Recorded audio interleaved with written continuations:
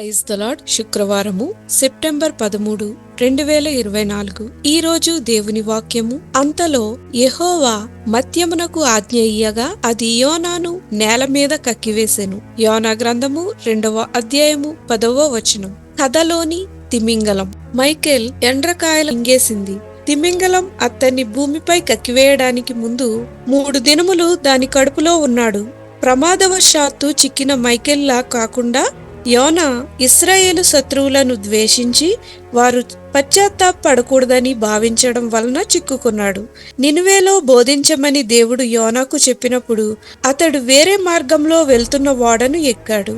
కాబట్టి దేవుడు అతని దృష్టిని మరల్చేందుకు ఒక తిమింగలం పరిమాణంలో ఉన్న చేపను పంపారు. యోనా అష్షూరీయులను ద్వేషించినందుకు నేను అభినందిస్తున్నాను. వారు గతంలో ఇశ్రాయేలును వేధించారు. 50 సంవత్సరాలలో వారు ఉత్తర తెగలను చెరగొని చెరలోనికి తీసుకువెళ్లారు.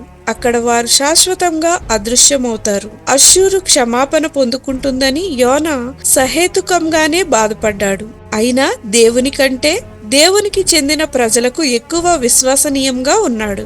దేవుడు ఇశ్రాయేలు శత్రువులను ప్రేమించారు, వారిని రక్షించాలనుకున్నారు. ఆయన మన శత్రువులను ప్రేమిస్తారు, వారిని రక్షించాలనుకుంటున్నారు. మన వెనుక ఉన్న ఆత్మ ప్రభావంతో యేసయ్య సువార్తతో వారి వైపుకు పయనిద్దాం. వారి పట్ల మీ ప్రేమను ఎలా పెంచుకోవచ్చు ఆలోచన చేయండి. ప్రార్థన. యేసయ్య, మీరు నా శత్రువులను ప్రేమించినట్లే ఎలా ప్రేమించాలో నాకు దయచేసి నేర్పించమని యేసు నామమున అడుగుచున్నాం తండ్రి. ఆమేన్.